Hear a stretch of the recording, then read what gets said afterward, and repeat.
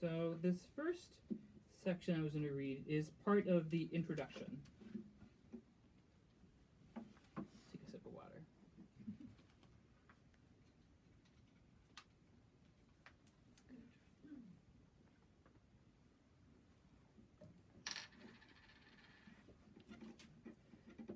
My name is Joel Salinas.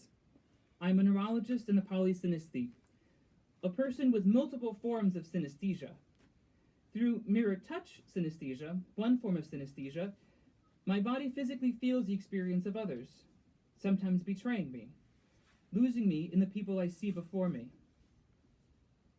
At the conscious level, I feel the physical sensation of touch while observing it occur on another person. I'm aware of the mental process taking place and can even describe the sensations in detail. Triggered automatically by sight, I feel a mirror touch on parts of my body that correspond visually to who I'm looking at, face to face. Your left, my right, your right, my left, like in a mirror. But when I'm standing next to a person side by side, the location of my synesthetic touch is more likely to be anatomical, left to left, right to right, as if we were in the same body. Walking through the hospital's revolving door, for example, I see an elderly woman in a wheelchair. She's dressed in a large, worn tweed coat with dark floral embellishments and a burgundy knit hat covering a nest of gray hair that slips out from under the rim of the hat. I feel the sensation of vinyl pressed against the back of my thighs, sitting bent at the waist, sinking into the seat and coat, the snug fit of the woman's hat around my forehead and scalp, my fingers laced together in front of my chest. I feel the movement of her eyes and eyebrows as she looks through the glass doors, then rests her gaze back down on the ground. Holding onto the handles behind her stands a volunteer. He's next to the metal pole that extends from the wheelchair with the lime green plastic bag of belongings suspended like a bindle. Wearing an oversized salmon-colored shirt, the uniform of volunteers, the volunteer leans with his hip jutted toward his right. I feel the phantom contraction of muscles in my left hip. His glasses, sitting invisibly on the bridge of my nose. The acne on his face peppers my own cheeks. Passing by the security guard at the welcome desk, I raise my ID badge. I feel the coiled plastic earpiece tucked around the security guard's right ear around my left. The weight of his black wool suit on my arms and shoulders, the height and width of his towering frame, the fatigue in his eyes. Entering the long express line for early morning coffee at the hospital's main cafe, I see others, doctors, nurses, therapists, patients, custodians, administrators. Each is a different channel, a different collection of feelings and expressions. My brain's perception of bodily sensation surfs across them as my eyes pass over each. I line up behind a mother holding her baby over her left shoulder. She rocks from side to side. I feel the weight of the baby against my left shoulder, the tender sway of my torso rocking from side to side, the bob of her hair brushing up against the back of her neck. I feel the baby, the roundness of our faces, the clutching of our tiny hands. We look at each other. The baby smiles. I feel the smile on my face, and then my own smile realizes it. While mirror touch synesthesia is relatively rare, the most common form of synesthesia is grapheme color synesthesia. Which grapheme, the collective term for all written forms of numbers and letters, evokes the experience of a specific color. Regardless of the actual color of what's written, I simultaneously see its synesthetic colors layered cryptically on top. In the individual of the letters of the word cat, for example, C is black, A is red, and T is red-orange.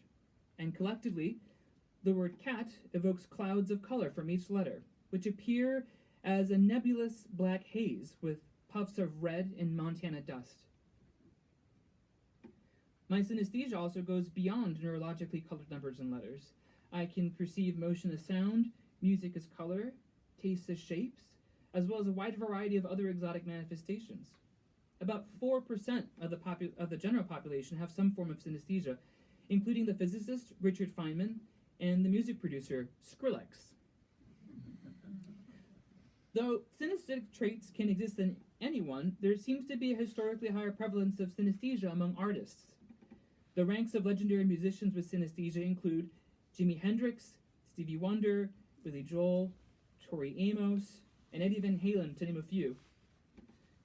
Through its vast combinations of sensory associations, synesthesia erodes the barrier between the mundane and the electric, the predictable and the unknown, granting musicians, writers, artists, and cultural innovators the ability to share their synesthetic world in provocative ways.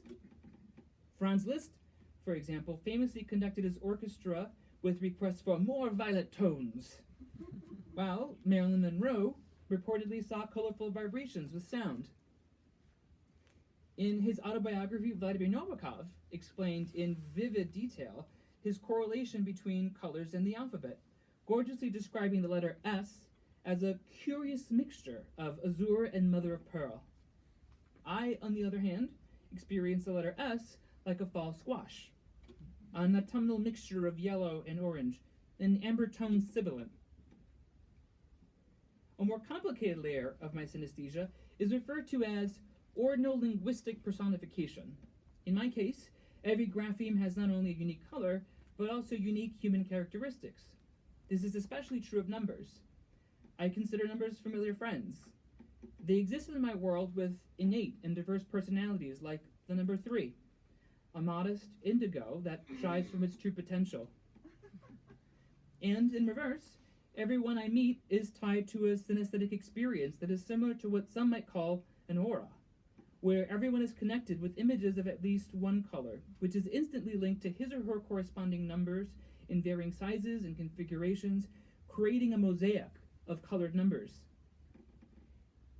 A friend from medical school, for example, is a great big turquoise 7, eclectic yet endearing, surrounded by a smattering of chartreuse 6s, each weirdly awkward, and a halo of cool blue 4s, friendly and pacific. As I got to know him, his graphemes multiplied, diversified, and populated into a grander pictorial arrangement. The gradual accumulation of personal information, or data points in scientific parlance, settled into an image of a large, translucent lake, nestled in a pale gray crater with turquoise shores and a light teal-colored center. Pantone 3245, to be precise. Layer upon layer, my synesthesia blends. People with azulian 4s are alluring. A bite into a strawberry, barely ripened, turns my world into a splash of aqua filled with the sound of crashing cymbals. The trilling clarinet of Rhapsody in Blue never fails to evoke a bright, slithering serpentine figure at the base of my tongue that tastes like blueberries perfumed lightly with fresh tire tread. This is not a drug-induced dream. This is my reality. That's that section from the intro. Thank you.